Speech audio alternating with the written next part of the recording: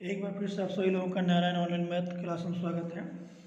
आज हम लोग ये क्लास 11 का मैथ का जो क्वेश्चन पेपर है 2020-21 की वार्षिक परीक्षा का एमपी बोर्ड का, इसके अंतर्गत आज हम लोग क्वेश्चन नंबर 20 से क्वेश्चन को सॉल्व करेंगे। इसके पहले वीडियो में हम लोगों ने एक से लेके ये 19 तक क्वेश्चन को सॉल्व किया है। आज हम लोग इसके सेकेंड पार्ट में क्वेश्चन नंबर 20 क्वेश्चन को सॉल्व करेंगे। तो ये जो 20 नंबर क्वेश्चन है, limit x tend to 0 root 1 plus x minus 1 upon x का हमको मान ज्ञात करना है। फिर सेकंड में है यदि y equal to x upon x plus 5 तब सिद्ध करना है x d by d x equal to y into 1 minus y एवं 1 माइनस वाई।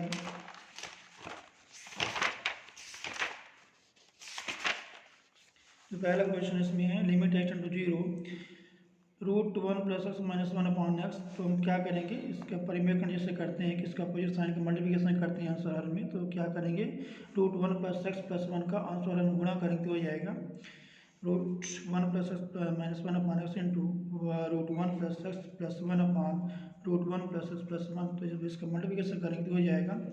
ये फार्मूला अप्लाई करते हैं, ए माइनस बी इंटू ए प्लस बी बराबर होता है, इससे होता है ए माइनस बी इंटू ए प्लस बी, ए माइनस बी और ए प्लस बी, ये बराबर लिखते हैं इसको हम ए स्क्वायर माइनस बी स्क्वायर। ये हो जाएगा ए स्क्वायर में हो जाएगा, इसका रूट हट जाएगा तो 1 प्लस एक्स हो जाएगा और बी स्क्वायर माइनस 1 और बटे में लिखेंगे x into root 1 plus x plus 1 minus 1 cancel होगा तो एक्स बचेगा, तो एक्स यहाँ से कैंसिल होगा तो बचेगा limit x to 0 1 upon root 1 plus x plus 1। तो एक्स की वैल्यू 0 तो 1 प्लस 1 ये 2 हो जाएगी, 1 अपॉन 2 इसकी वैल्यू आ जाएगी। सेकंड इसी में जो है हमको सिद्ध करना है यदि y equal to x upon x plus 5 y x upon x plus 5 है तो सिद्ध करना है x d by d x equal to y into 1 minus y. तो यहाँ पहले हम क्या करेंगे, इसका हम दोनों पक्षों का एक्स के सापेक्ष अवकलन करेंगे तो हो जाएगा d y by d x equal to d upon d x upon x plus 5 हो जाएगा। ये दो फलनों के भागफल का अवकलन का फॉर्मूला अप्लाई करेंगे तो हो जाएगा x plus 5 into D upon d x x, यानी पहला फलन ये दूसरा फलन पहले फलन का अवकलन माइनस पहला फलन दूसरे फलन का अवकलन बटे दूसरे फलन का स्क्वायर। ये एक्स का अवकलन 1 होता है और एक्स प्लस 5 का ये 1 हो, इसका 0 होता है तो 1 हो, इसका एक्स का 1 हो जाएगा तो माइनस एक्स और एक्स एक्स कैंसिल होगा 5 बचेगा तो 5 माइनस ले सकते हैं एक्स प्लस 5 का होल स्क्वायर। इसके लिए एक्स में गुणा करें तो हो जाएगा x d by d equal to 5 x upon x plus 5 का होल स्क्वायर और इसको लिख सकते हैं हम x upon x plus 5 in 1 minus x upon x plus 5। ये हमको सिद्ध करना है यहाँ x d by d equal to y into 1 minus y. तो क्योंकि हमको ये सिद्ध करना था, हमको इसमें मल्टीप्लिकेशन करना पड़ेगा एक्स का, तो हमने इसमें एक्स का मल्टीप्लिकेशन किया तो इस फॉर्म में आया। हमको इसमें लाना है वाई इंटू 1 माइनस वाई। तो वाई की जो वैल्यू होती है 1 एक्स अपॉन एक्स प्लस 5 है और वाई की वैल्यू सेम वैल्यू होती है, इसको हम लिख सकते हैं। तो हमको ये सिद्ध करना था, ये हो जाएगा वाई और इंटू 1 माइनस वाई। इसमें जो अगला क्वेश्चन है क्वेश्चन नंबर 21 है। इसमें 21 में एक परीक्षण में एक सिक्के को उछाला जाता है, यदि उस पर चित्त आता है यानी हेड आता है तो उसे पुनः उछाला जाता है। यदि पहली बार उछालने में पट प्राप्त होता है यानी हेड टेल्स प्राप्त होता है तो एक पासा फेंका जाता है। प्रतिदर्श समष्टि ज्ञात करो एवं 2 चित्त आने की प्रायिकता ज्ञात करें, 2 हेड आने की प्रायिकता ज्ञात करें।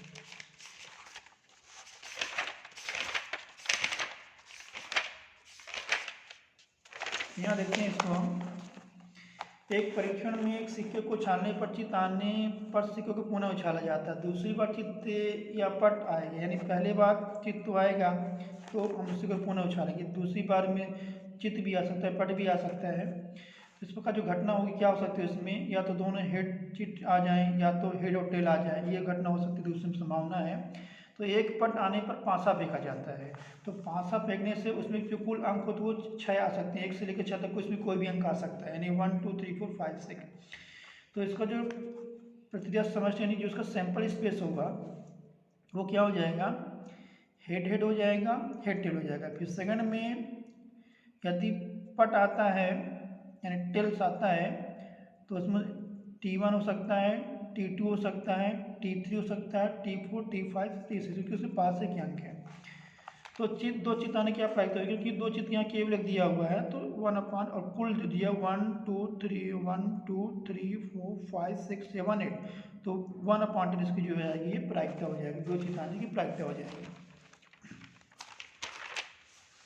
सेकंड पार्टीशन में है, एक सिक्का उछाला जाता है, यदि उस पर चित्र प्रकट होता है तो हम एक थैली जिसमें 3 नीली और 4 सफ़ेद गेंद हैं उसमें से गेंद निकालते हैं। यदि सिक्के पर पट प्रकट होता है तो हम एक पासा फेंकते हैं। इस परीक्षण के प्रतिक्रिया समष्टि वर्णन करो, यानी उसका सैंपल स्पेस ज्ञात करो। इसको देखते हैं, ये पहले जैसे क्वेश्चन है।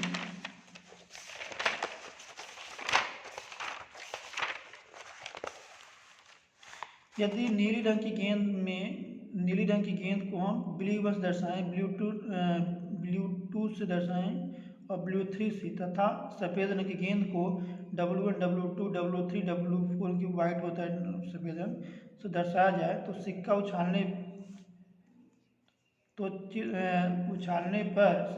पर चित आता है तो blue 1 blue 2 blue 3 W1 W2 W3 W4 में से घटना होगी। यदि सिक्के पर पट आता है तो पासा फेंकने से उस पर 1 से लेकर 6 तक कोई भी अंक आ सकते हैं, तो इसका जो सैंपल स्पेस है वो हो जाएगा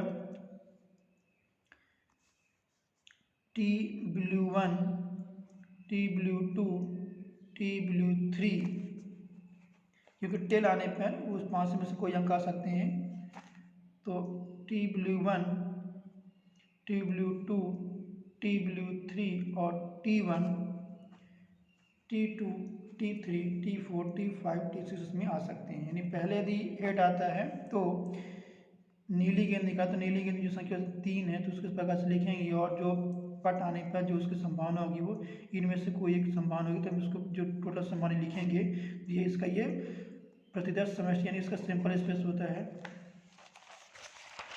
इसका जो अगला क्वेश्चन है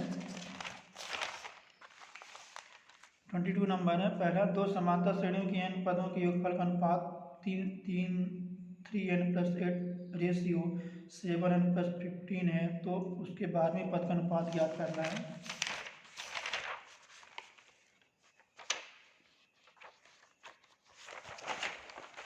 यहाँ देखते हैं 22 का पहला, माना A1 A2 तथा D1 D2 क्रमशः प्रथम व द्वितीय समांतर श्रेणियों के प्रथम पद और सार्वमांतर हैं, तो प्रथम समांतर श्रेणी के n पदों का योग बट्टे द्वितीय समांतर श्रेणी के n पदों का योग बराबर 3n+8/7n+15 अनुपात दिया हुआ है।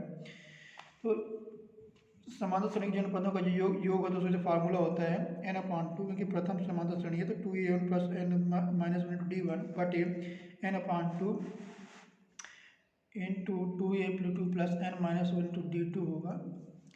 n/2 ये कैंसिल होगा तो यहाँ बचेगा 2a1 + n-1 into d1/2a2 + n1 - d2 = 3n + 8/7n+15।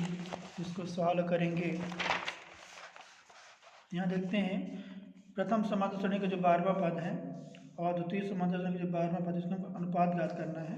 ये इसको लिख सकते हैं a1 11 d1/a2 + 11 d2, इसमें जो हो जाएगी इसकी वैल्यू 2a1 + 22 d1, इसका जो 12वां पद इसमें हो जाएगा। इसमें 2 का मल्टीप्लिकेशन करें तो हो जाएगा 2a1 + 22 d1/2a2 + 22 d2 = हो जाएगा। इसका जो अनुपात दिया हुआ ये बराबर दिया हुआ इसमें, इसके बराबर इसको देखेंगे तो ये जाएगा हमारे पास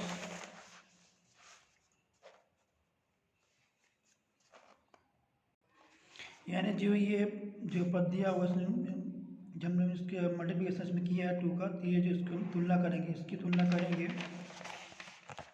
इसमें ये जो n1 - n-1 इसका तो यहाँ करेंगे ये 22 करेंगे, यहाँ पास ये हो जाएगा n माइनस वन इक्वल 22, तो इसकी वैल्यू आएगी n इक्वल टू 23। अगर इसमें n के स्थान में इसकी वैल्यू को रखेंगे, यानी हम यहाँ n के स्थान में इसकी वैल्यू को रखेंगे कि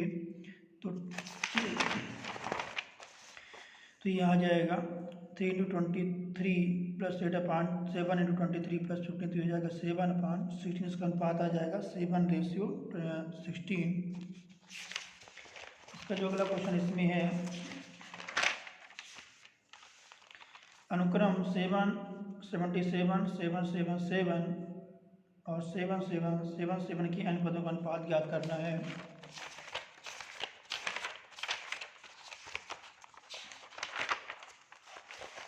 यहाँ इसका सेकंड नंबर देखते हैं। इसमें श्रेणी n का n पदों तक ये जियो का जो ये है, यदि ये ऐसा निष्कर्ष दिया हुआ है 7 + 7 7, इसको प्लस करेंगे n पदों तक, फिर 7 कॉमन करेंगे तो हो जाएगा 1 + 1 11 + 1 111।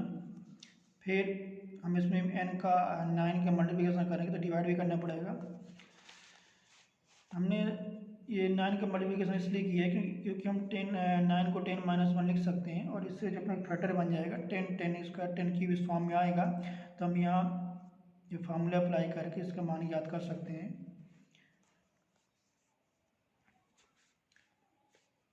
तो यहाँ जो हो जाएगा ये, क्योंकि एक ही गुणोत्तर श्रेणी बन जाता है यहाँ, तो ये हो जाएगा 10 - 1 plus 10 square minus 1 plus 10 cube minus 1, तो ये हो जाएगा 10 + 10 square plus 10 cube minus n पद होता है, फिर -1 + 1 + 1। फिर ये लिखेंगे, इसका जो फार्मूला होता है गुणोत्तर श्रेणी के पदों का जो योग होता है, यदि इसको a लिखा जाए प्रथम पद को, तो ये हो जाएगा a स्क्वायर हो जाएगी ये 10 अनुपात, यानी सेकंड में जो पहले को डिवाइड करेंगे तो जो संख्या मेरे को अनुपात बोलते हैं, तो वो हो जाएगा r इक्वल टू यहाँ हो जाएगा 10। तो इसको जो मान होता है a इंटू r की पावर n - 1/, क्योंकि इसका मान 1 से अधिक है तो r - 1 लिखते हैं, यानी 10 - 1, a की वैल्यू 10 आ जाएगी और r की वैल्यू 10 - 1/10 - 1 - n, फिर जाएगा 9 हो जाएगी वैल्यू, और इसको लिख सकते हैं 7/9 10 की इंटू 10 की पावर -1/n 9 - n, इसका योग आ जाएगा n पदों तक। इसमें जो अगला क्वेश्चन है, इसमें 23 नंबर है, सिद्ध करना है वृत्त x² + y² - 2x - 2ay + a² 0 दोनों पक्षों को स्पर्श करता है।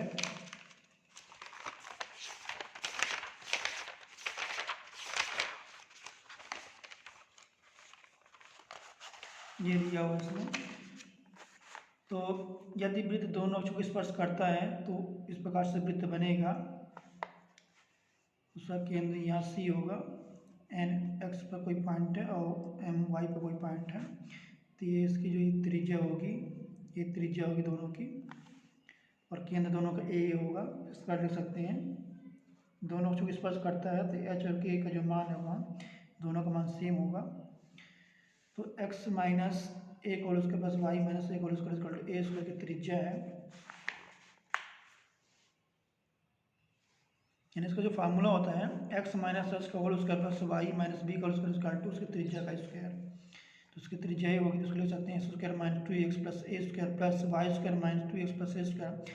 एक स्क्वायर यहाँ से कैंसिल होगा, तो यहाँ बचेगा x² + y² - 2x - 2ay + a² 0। इसका समीकरण हो जाएगा। इसमें जो सेकंड पार्ट है क्वेश्चन,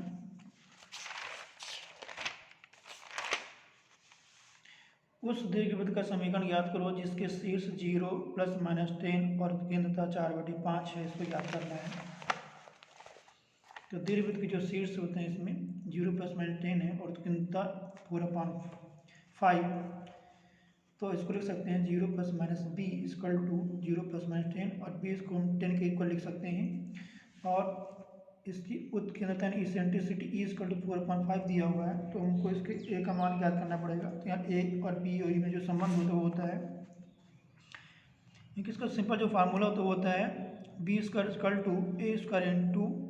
1 - c², क्योंकि यहाँ वाई का कल दिया हुआ है, एक्स का 0 है तो इसको उल्टा लिख सकते हैं, लिखेंगे ये हो जाएगा इसके ए स्क्वायर स्क्वायर हो जाएगा B square into 1 minus E square. तो हमने इसको लिखा यहाँ पास। तो यहाँ देख रहे हैं ये बी का अपने पास वैल्यू दिया हुआ 10 दिया हुआ है। तो ये दो फार्मूले होते हैं, फार्मूले अप्लाई कब करते हैं, B square equal to A square into 1 minus A square. इसको जब कब अप्लाई करते हैं, जब ए स्क्वायर ए का मान बी से अधिक होता है, और इसको जब अप्लाई करते हैं जब बी का मान ए से अधिक होता है। क्योंकि हमको यहाँ बी का मान मालूम है, ए का मान नहीं मालूम है, तो हम देखेंगे यहाँ। तो यहाँ हम इस फार्मूले को अप्लाई नहीं कर सकते हैं, क्योंकि इसके लिए हमको ए का मान मालूम होना चाहिए। तो हम इसमें क्या करें, इसमें वैल्यू को रखते हैं। तो बी स्क्वायर यानी 10 का स्क्वायर यानी 100, ए स्क्वायर 1 माइनस ई स्क्वायर यानी 4/5 का स्क्वायर 16/25। इसको सॉल्व करेंगे तो 25 माइनस 16 9/25 ए स्क्वायर। इसके बाद ये जो है इसमें यहाँ पास 25 का समय मल्टीप्लिकेशन करेंगे और 9 से डिवाइड करेंगे, तो जो आएगा ए स्क्वायर इक्वल टू 25 100/9। इसका जो स्क्वायर रूट वर्गमूल होगा 50/3 हो जाएगा। दीर्घवृत्त का जो समीकरण हो जाएगा x square upon A square plus y square upon B square equal to 1। A square की वैल्यू है 25 100/9 plus y square upon 100 equal to 1। इसको सॉल्व करेंगे तो 9 ऊपर जाएगा। तो 9 x square upon 25 100 plus y square upon 100 equal to 1, दोनों को एलसीएम होगा 25 100। इसको डिवाइड करेंगे इसमें, तो ये 9 एक्स स्क्वायर आएगा प्लस 100 को डिवाइड करेंगे तो 25 वाई स्क्वायर इक्वल टू 1। ये इधर जाएगा, बट इससे मल्टीप्लिकेशन होगा तो हो जाएगा 9 x square plus 25 y square equal to 2500। यही अभी दीर्घवृत्त का समीकरण हो जाएगा। इसमें जो अगला क्वेश्चन है,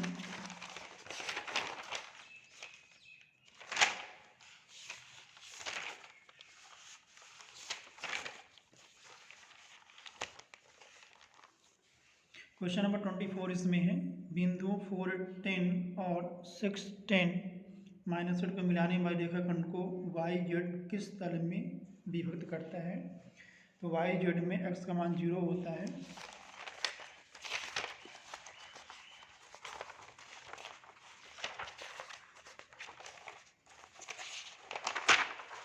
यहाँ देखते हैं वाई जेड तल में एक्स इक्वल टू 0 होता है। तो माना दिए गए बिंदुओं को मिलाने वाले रेखाखंड को वाई जो होता है m1 अनुपात m2 का अनुपात विभाजित करता है। तो क्योंकि वहाँ x का मान 0 होता है तो x equal to m1 x2 plus m2 x1 upon m1 plus m2। ये x1 y1 z1 ये x2 y2 z2 है, तो हो जाएगा m1 x2 का मान 6 x1 का मान 4, तो हो जाएगा 6 m1 plus 4 m2 upon m1 plus m2। ये 0 का हुआ, ये हो जाएगा 6 m1 plus 4 m2 equal to 0। 4 m2 को हम राइट में ट्रांसफर करें तो हो जाएगा 6 m1 equal to minus 4 m2। अब 6 को हम -4 में डिवाइड करेंगे और m2 को m1 में तो हो जाएगा m1 अनुपात m2 इक्वल टू -4/6। 2 से डिवाइड करेंगे तो 2 दूना 4 2 3 6। अतः दिए गए बिंदु को मिलाने वाले रेखाखंड को वाई तल m1 अनुपात m2 यानी -2 अनुपात 3 के अनुपात में ये विभाजित करता है। इसको से सेकेंड पार्ट है इसका।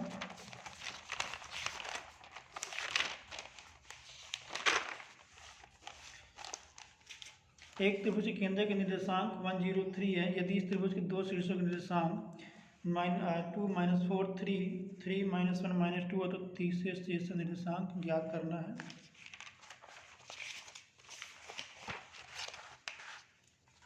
दिए गए हैं त्रिभुज के केंद्र के निर्देशांक 1 0 3 है, दो शीर्ष निर्देशांक दिए 2 -4 3 और तीसरे जो दूसरा शीर्षक 3 -1 -2 है।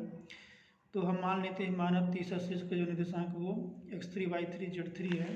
ये हो जाएगा x इक्वल टू एक्स के लिए x1 plus x2 plus x3 upon 3। तो x1 की वैल्यू 2 है, x2 की वैल्यू 3 है, x3 का 3, तो 2 plus 3 plus x3 upon 3 5 plus x3 upon 3 का मल्टीप्लिकेशन 3 हो जाएगा।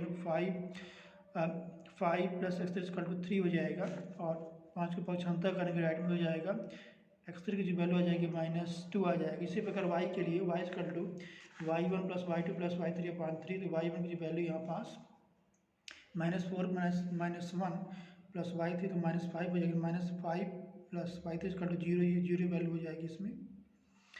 तो हो जाएगी y3 जो वैल्यू यहाँ आ जाएगी वो आ जाएगी यहाँ पास 5। इसी प्रकार जेड के लिए Z1 plus Z2 plus Z3 अपान 3, तो Z1 की वैल्यू 3, Z2 की वैल्यू -2, तो घटाएंगे तो 1 आए तो 1 प्लस Z3 इक्वल टू 3 का 9, 1 को 9 से माइनस करेंगे तो 8 आएगा। तो आता है तीसरे शीर्ष की निर्देशांक क्या आ जाएगा, -2 5 8 आ जाएगी यहाँ पास। इसमें 25 नंबर क्वेश्चन है, निम्न आंकड़ों को समांतर माध्य के सापेक्ष माध्य विचलन ज्ञात करना है, ये दिए गए हैं।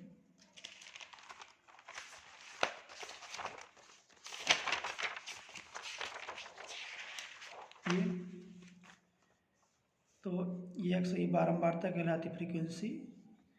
पहले हम इसके एफ आई एक्स आई में गुणा करेंगे, इनका आपस में गुणा करेंगे तो आ जाएगा। इसके बाद इसके पहले हम माध्य निकालेंगे, तो माध्य निकालने के लिए पहले क्या करते हैं, यहाँ पास हम इसका जो योग इसमें हमें की बारंबार कुल संख्याओं का भाग करते हैं। इसमें जो वैल्यू आई इसमें 13 है, तो 13 इसमें क्या हो जाएगी, ये इसका माध्य हो जाएगा ये। तो हम क्या करेंगे, एक्स आई यानी x I minus x bye यानी माध्य यानी 8 - 13, तो क्योंकि दोनों मॉडुलस लगा हुआ है मतलब इसका मान पॉजिटिव हमेशा रहेगा, तो ये 5 आ जाएगा। और सभी से हम क्या करेंगे, सभी को 13 से माइनस कर देंगे तो अपने को इसका रिजल्ट ये मिलेगा। अब क्या करेंगे, एफ आई का इससे मल्टीप्लिकेशन करेंगे तो अपने पास जो रिजल्ट आएगा 152 इसका योग आ जाएगा। तो इसका जो माध्य विचलन हो जाएगा sigma F I x I minus x bar upon N, यानी एन ये होता है, इसको एन भी बोलते हैं 50 को बारंबारता को। तो इसकी जो वैल्यू आ जाएगी 3.04 इसमें आ जाएगा। इसी का सेकंड पॉइंट इसमें है, सेकंड पार्ट, इन आंकड़ों के लिए मानक विचलन ज्ञात करना है।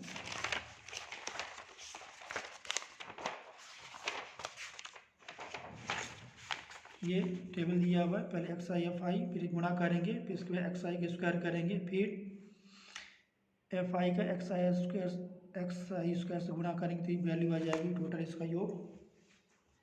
अब यहाँ देखते हैं इसका जो फार्मूला होता है मानक विचलन का, sigma equal to 1/n sigma N into sigma F I x I square minus sigma F I x I का होल स्क्वायर।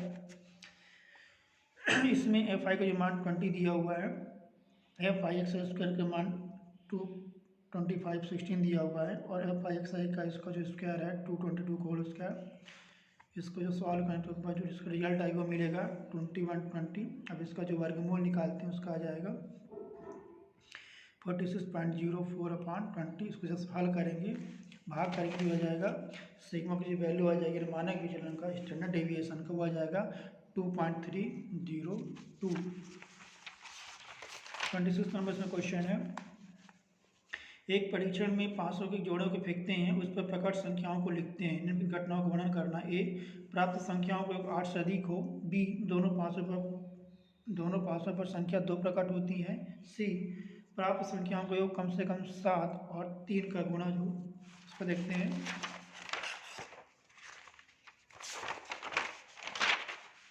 यहाँ कुल संभावित परिणाम होगी कि 2 5 से फेंके जाते तो 6 × 6 36 संभावना होगी। ए क्या बता रहा है, प्राप्त संख्याओं का योग 8 से अधिक है, यानी दोनों 5 पे यदि जोड़ें तो उसका मान 8 से अधिक होना चाहिए। जैसे 3 6 हो सकता है, 4 5 हो सकता है, 5 4 हो सकता है, 6 3 4, जैसे 3 6 हो गया। अब इसमें क्या करें, यदि हम इसको 3 संख्या को हम 8 ही आना चाहिए, 3 5 नहीं ले सकते हैं, 8 से अधिक आना चाहिए। इसी प्रकार 4 5 हो सकता है, 5 4 हो सकता है, 6 3 हो सकता है, 4 6 5 5 6 4 5 6 6 5 6 से 8 से अधिक संख्या 12 भी हो सकती है। बी क्या है, दोनों 500 पर संख्या 2 प्रकट होती है, दोनों 500 के लिए एक ही संभावना कि 2 2 होगा। इसी प्रकार सी इसमें क्या बता रहे हैं, प्रकट संख्याओं का योग कम से कम 7 और 3 का गुणा होता है, उसका जोड़ जो दोनों का 7 और 3 के गुणा में 3 के पहाड़े में आना भी चाहिए संख्या वो। तो इसका मतलब है कि प्रकट संख्याओं का योग 9 और 12 जो कि 3 के गुणज है, तो 3 6 6 3 4 5 5 4 6 6 इसका कुल इसकी संभावनाएं होंगी इसकी आने की। अब हम क्या करेंगे, ए इंटरसेक्शन सी, क्योंकि हमको यहाँ फाइंड करना है ए और यहाँ पर इन घटनाओं में से कौन से युग्म परस्पर अपवर्जी हैं? तो अपवर्जी में क्या होगा, जैसे यदि हम ए इंटू सी निकाल तो उसका मान 0 के इक्वल आना चाहिए, तो परस्पर अपवर्जी होगा। यहाँ देखते हैं, यहाँ पास बी इंटू इक्वल टू 5 है, परस्पर अपवर्जी है ये। यदि इसका मान 0 के बराबर, यदि 5 के बराबर है तो वो अपवर्जी हो जाएगी। तो हम पहले निकालते हैं ए इंटरसेक्शन सी, तो जो दोनों में कॉमन है, ये संख्या दोनों में कॉमन है, ए इंटरसेक्शन सी में ये कॉमन है, और ए इंटरसेक्शन बी में कोई संख्या कॉमन नहीं है। यहाँ देख रहे हैं ए इंटरसेक्शन बी में कोई भी कॉमन नहीं है। इसी प्रकार बी इंटरसेक्शन सी में, बी इंटरसेक्शन सी में भी कोई कॉमन नहीं है, तो लिख सकते हैं A intersection B equal to 5 और बी इंटरसेक्शन इक्वल टू 5 आता है A intersection B, B intersection C, या ए बी और बी, ए बी एवं बी सी परस्पर अपवर्जी हैं। इसका जो लास्ट नंबर है, 2 पासे फेंके जाते हैं, प्राप्त संख्याओं के योग 8 संख्याओं का योग लिखा जाता है। इस प्रयोग से संबंधित निम्न घटनाओं पर विचार करना है। ए है प्राप्त संख्याओं के योग सम है, बी है प्राप्त योग 3 का गुणज है, और सी है प्राप्त योग 4 से कम है। सिद्ध करना घटनाओं में से कोई भी युग्म परस्पर अपवर्जी नहीं है।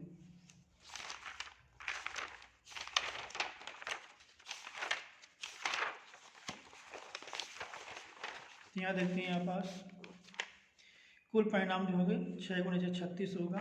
ए क्या बताया, प्राप्त संख्याओं का योग सम है,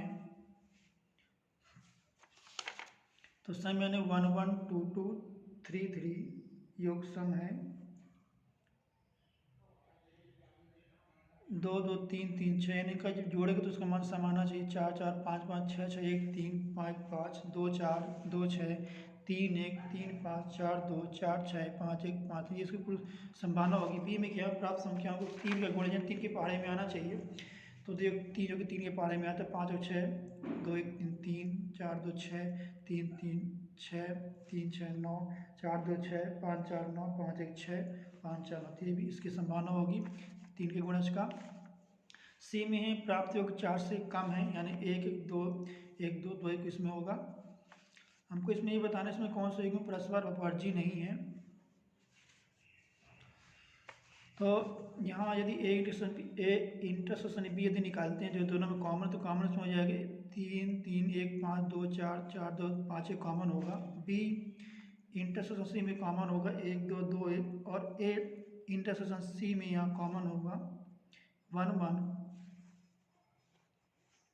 तो यहाँ देख रहे हैं ए इंटरसेक्शन बी ये 5 के इक्वल नहीं है, बी इंटरसेक्शन सी भी 5 के इक्वल नहीं है, ए इंटरसेक्शन सी 5 ये भी 5 के इक्वल नहीं है। ये जो है 5 के इक्वल नहीं है। 3 घटनाओं में से कोई भी परस्पर अपवर्जी नहीं है, क्योंकि परस्पर अपवर्जी के लिए वो 5 के इक्वल होना चाहिए वैल्यू उसका। तो इस प्रकार हम लोगों ने आज कक्षा 11वीं के हम मैथमेटिक्स का वार्षिक परीक्षा 2020 के हम लोगों ने क्वेश्चन पेपर सभी क्वेश्चनों को कंप्लीट सॉल्व किया। तो यदि इसमें आपको कहीं कोई दिक्कत हो तो कमेंट करके ज़रूर बताएं। Thank you for watching video.